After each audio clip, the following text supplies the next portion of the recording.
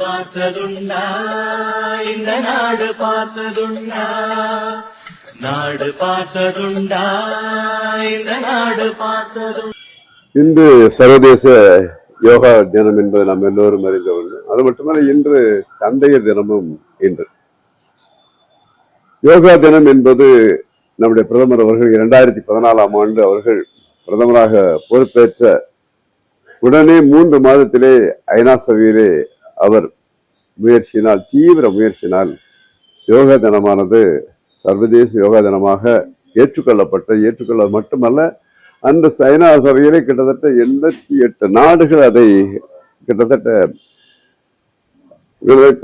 ஒன்றல்ல பல நாடுகள், அதாவது ஐநா சபையில் உறுப்பினர் இருக்கிற நாடுகளில் பல நாடுகள் அந்த தீர்மானத்தை ஏற்றுக்கொண்ட காரணத்தினாலே 2015 ஜூன் 21ஆம் நாள் சர்வதேச யோகா தினமாக முதலாக கொண்டாடப்பட்டது 2015.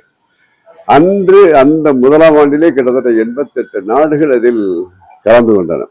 யோகாவை பொறுத்தளவில் சொல்ல வேண்டும் என்றால், யோகா என்பது அதாவது உடற்பயிற்சி என்று சொல்ல முடியாது.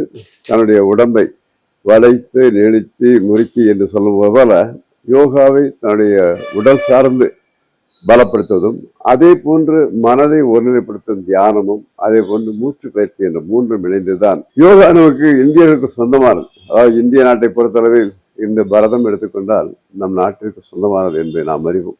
அதே போன்று கபடி என்றால் விளையாட்டிலே நம் நாட்டுக்கு சொந்தமான, சிலம்பம் என்றால் நம் நாட்டிற்கு சொந்தமானது.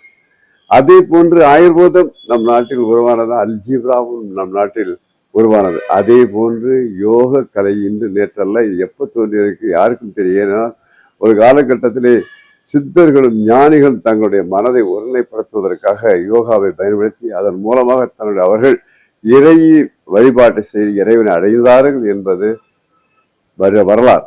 ஆகையால இன்று நம்முடைய மோடி அவர்களுடைய முயற்சினாலே உலகெங்கும் அதனுடைய பலன் பரவத்துடைய இருக்கு. அதனை மக்கள் எல்லோரும் அதை செயல்படுத்த தொடங்கிவிட்டார்கள். இன்னும் கேட்டால் அதிலே இன்னும் பல யுத்திகளை சேர்த்து கூட வெளிநாட்டுகளில் செய்கிறார்கள். யோகாவை பொறுத்தளவில் தொடர்ச்சியாக யார் ஒருவர், அதாவது தியானமும் அட்ட யோகாவும் பிராணாயாமம் தொடர்ச்சி செய்திருந்தால் நிச்சயமாக ஒரு மனிதன் 120 ஆண்டுகள் வாழ்வார் என்பது நாம் நம்முடைய முன்னோர்களும் சித்தர்களும் இன்னும் பல யோகா ஆசிரியர்கள் வாழ்ந்து காட்டியிருக்கார்கள் என்றால், இந்த தினத்தை பொறுத்தவரை, இந்த யோகா தினத்தை பொறுத்தளவில் இந்தியருக்கு மட்டுமல்ல உலகெங்கும் கொண்டாடும் இன்னும் வாழக்கூடிய அத்தனை பேரும் இதை கடைபிடித்து இதை செய்து அவர்கள் நோய் நொடி இல்லாத வாழ்க்கை வாழ்வதற்கு யோகா உறுதுணையாக இருக்கும் என்று கூறி விடைபெறுகிறேன். நன்றி, வணக்கம்.